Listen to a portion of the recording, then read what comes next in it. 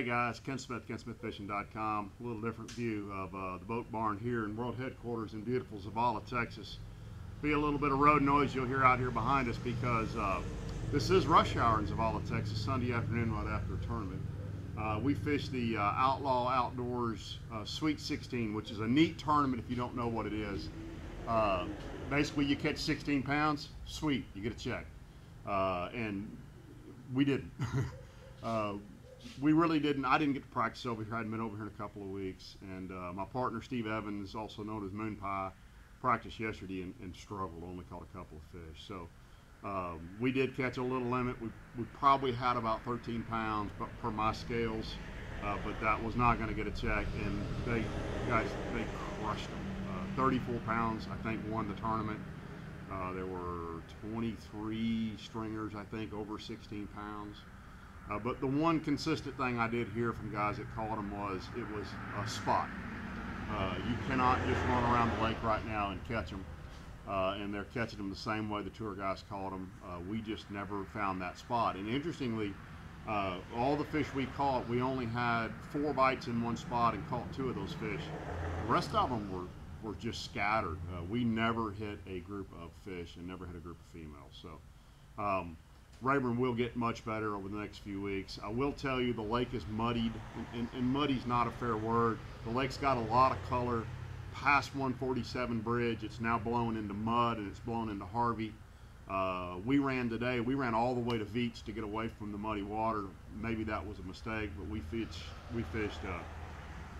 Veach, Caney,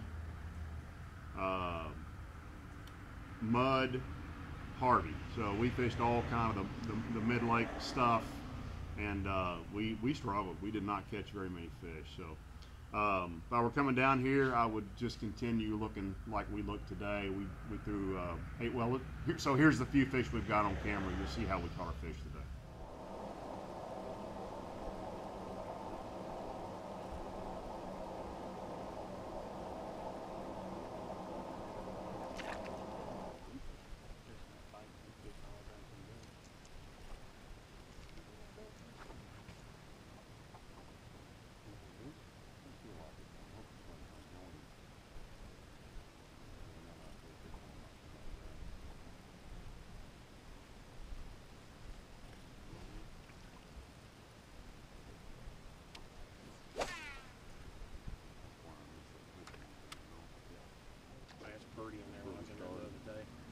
Started there and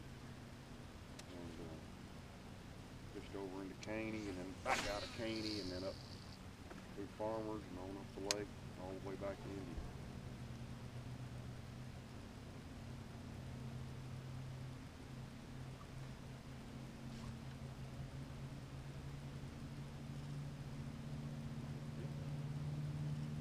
The good thing about these fish here, I don't think they've probably been beat on like the others.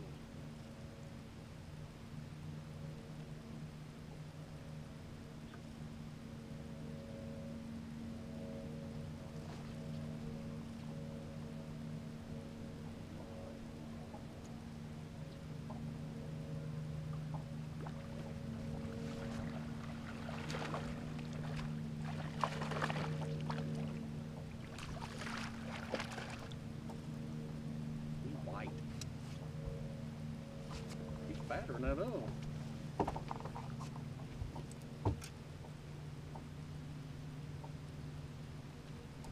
Start that little school up.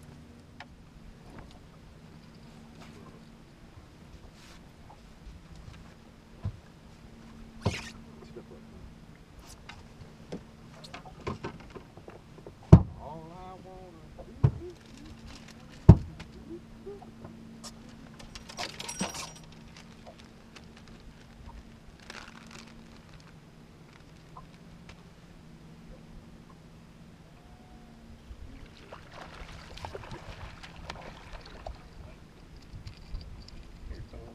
Kid.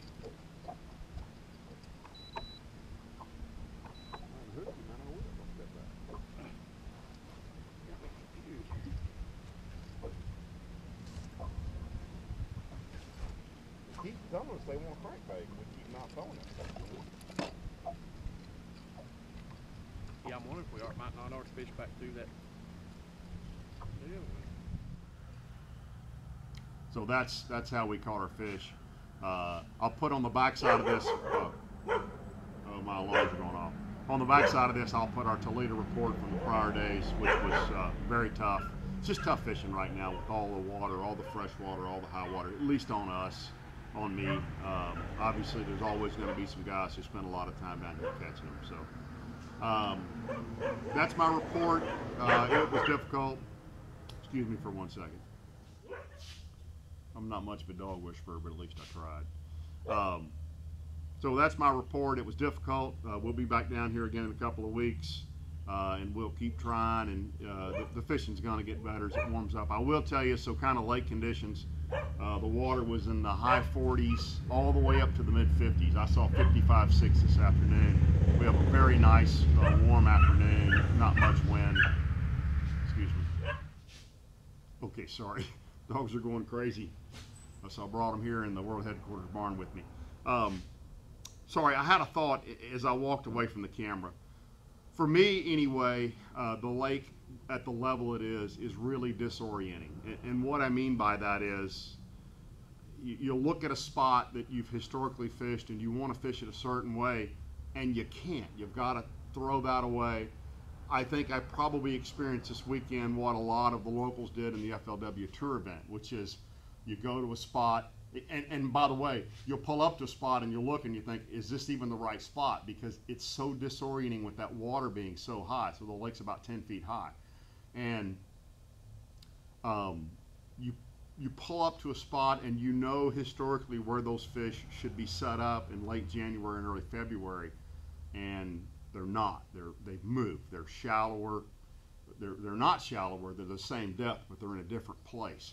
And it's really disorienting. And I fought it all day. If I come back down here again, I may actually go to some areas that I don't fish very much, so I kind of get that out of my system, and I can just go fish what I see and what the fish are telling me they're doing. So it was a tough week. This is the hardest 3 days of fishing I've experienced in East Texas in a long time. I've had some bad days other places, but to be on Rayburn and Toledo Bend and catch as few fish as I caught, it was a big struggle. I think in my report a minute ago on Toledo, if I didn't take a Toledo break, I'll take it right here, but I think I already did. Toledo was tough, Rayburn was tough, but again, a bunch of guys whacked them over here, but you know, those are guys who got to spend quite a bit of time on the water the last few days. It is interesting, there's very little boat traffic because there's no tournaments. I mean, Outlaw Outdoors is the only game that I know of. There was a little high school tournament today. I think it was a high school tournament, but there's just not many people in the water, which is probably giving these fish a great break, and probably why when those guys find them, they're catching bunches of big ones. But wasn't my weekend. So you live and you learn, and you know, we had fun. You know, I'm tired, but we had fun. So thanks for tuning in. Thanks for watching. Hope you enjoyed my little spinnerbait, guys, learning to flip up under bushes and actually pitch up under bushes. Hope that's helpful to you. And I hope my new camera video comes out okay, because I'm shooting all this on my new camera. So thanks, guys, and we'll see y'all again real soon. So this is the back end of Caney, and you see there's a creek here and there's a creek back here, Caney Creek, but these are drains. Ideally, you like something like that where you've got a drain out in the lake that drops into a creek. That's a little drain. That's probably actually even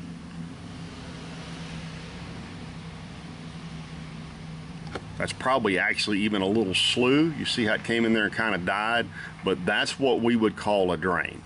That's what we're talking about when we're fishing. Now, we also talk about corners, and this is probably not the best example. That's a corner right there.